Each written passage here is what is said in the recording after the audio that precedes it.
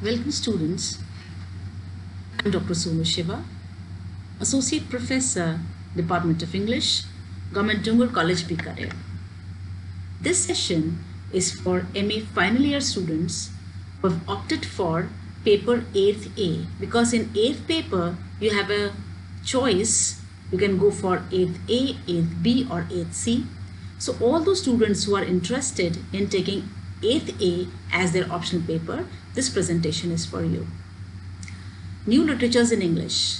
To understand this, what new literature is about, what does it deal with, let's go for the introductory part. So this literature is concerned with colonial and post-colonial writing which emerged in former British colonies. And these were the parts of Africa, Australia, Bangladesh, Canada, Caribbean countries, India, Malaysia, Malta, New Zealand, Pakistan, Singapore, islands in South Pacific and Sri Lanka. And this dates back, the post-colonial aspect dates back to 1970s.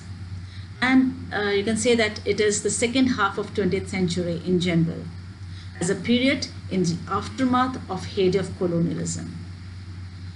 When you look into this history of colonialism, let's see that late 15th century onwards, Europe's colonial interests were directed not only to the New World, and the concept of this New World means the Western Hemisphere, that is America and the nearby island, but also to Africa and Asia.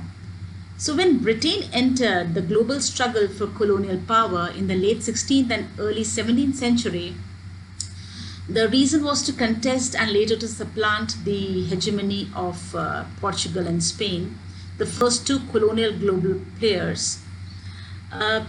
Then there is, you can say that from the mid-century onwards, plantation slavery began to replace earlier patterns of European settlement in Britain, New World colonies.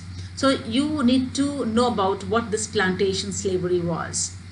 By the 18th century, the triangular trade between Britain, the country that was manufacturing cheap industrial goods and weapons, Africa, which was providing slaves, and the New World colonies producing plantation goods such as tobacco, cotton, and sugar, and was well established, and millions of enslaved Africans had been transported to the New World, what also became to be known as Middle Passage. With this, we need to know about the settlers. European settlement emerged as a dominant form of colonization in the other parts of the world. So you're going to see that these Europeans, they settled to various parts in the globe.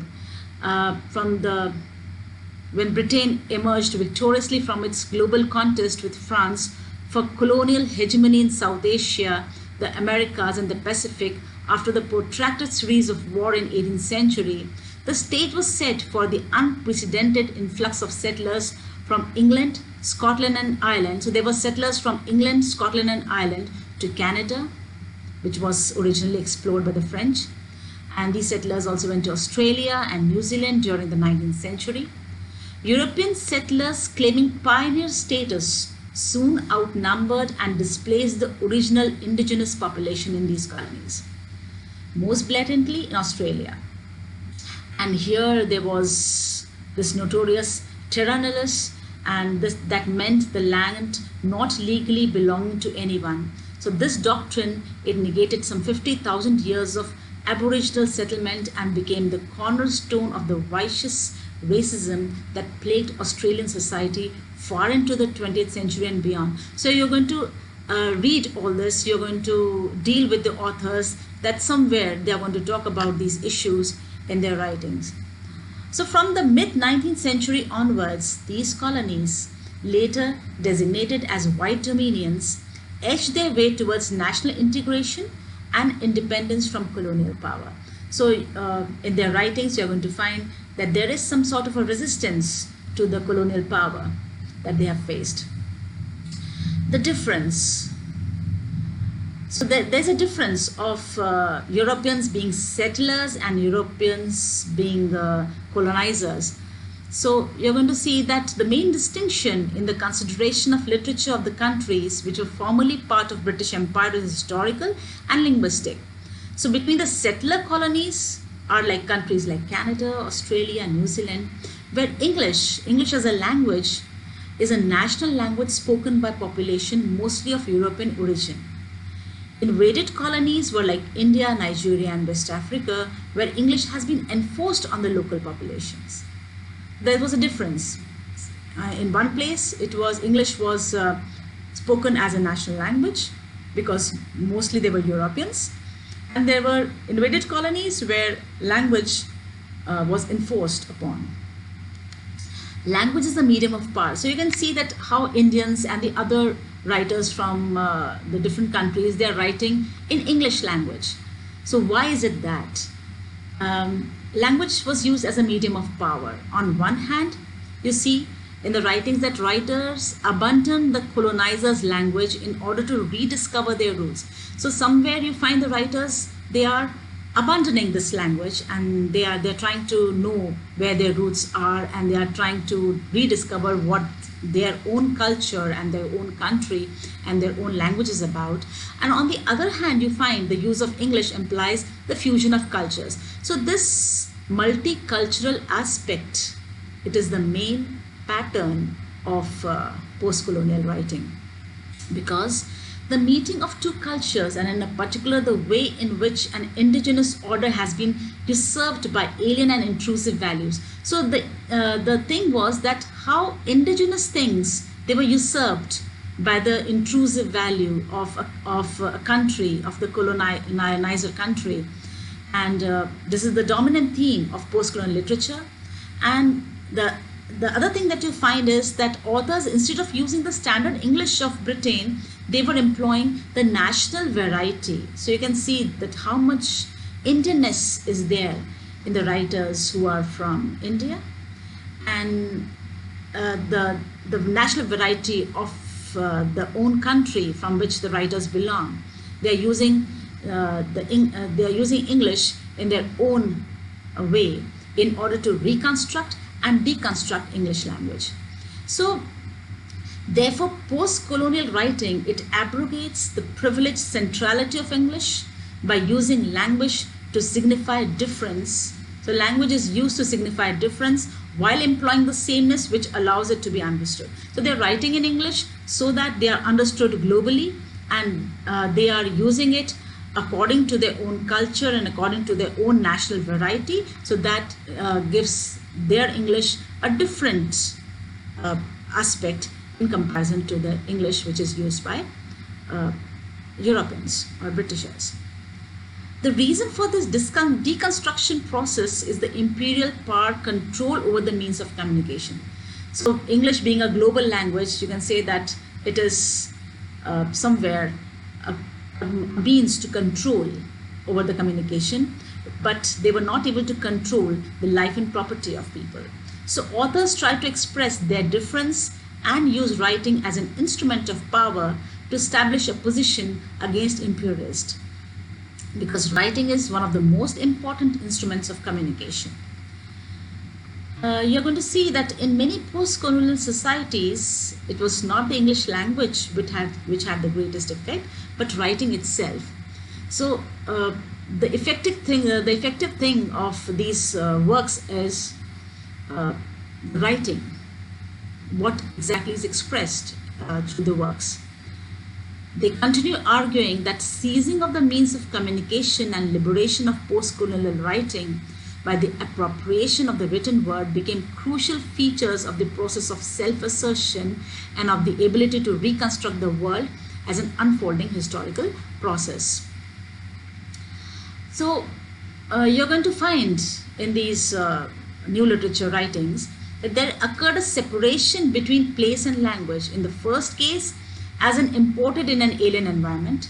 So when we talk about the settlers and the invaded colonies, you're going to see that in the first case, this language was imported in an alien environment. But in the second, the post-colonial writer would write in an alien language and acquire an imposed language.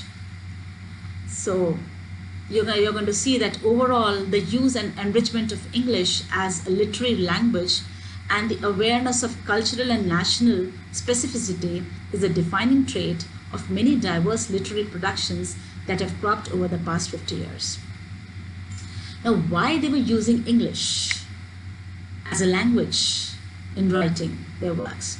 So to understand why so many post-colonial writers wanted to appropriate and rewrite the English canon, the most important literary text of British literature, one has to remember that in the British Empire, the study of English literature had become the source of moral values and held an almost religious value and function. So this I've highlighted, and I've highlighted the main areas in this presentation, so you can have a closer look at it. You see that these Britishers, they somewhere embedded in people that study of English literature is a source of moral value and held almost religious value and function. So it became a study of models of moral worth. English literature became a synonym of morality and civilization. And then you see that a hierarchy was created between civilized, cultured West and ignorant, savage East, which should acknowledge Western supremacy. Education was aimed not only at the intellectual advancement of the colonized countries, but to consolidate power. So language was also a way to strengthen or to as a medium of power. So this was judged and presented as morally legitimate by moral and educational purposes, and culture and literature played a crucial role in this process. So Edward Said also in his Orientalism and Culture and Imperialism argued that Western culture was essential to the achievement of imperialism. This concern with the relationship between culture and power is a dominant feature of post-colonialism, which has broadened into a disciplinary subfield in its own right. Multicultural experience. So you're going to find this aspect being reflected in the writings that you're going to come across in this new literature. How people who have migrated out of various purposes in the present time, maybe due to the greener pastures, there have been refugees, there have been political displacements, and various reasons of people to shift from one place to another, and how their memory, their roots, and the new culture in which they try to adapt themselves or to maintain their own identity into this new environment. So all these things, all this dilemma is presented in the writings which you're going to come across. So multicultural experience is also one of the aspects which you're going to see in the writings. Here talking about the modern plantation slavery gave rise to social regimes based on brutal oppression on one hand and covert resistance on the other. So it also endangered a worldwide struggle for its abolition, and the slave trade was abolished. The abolition of slave trade happened in 1807, and then the abolition of slavery within the British Empire in 1834.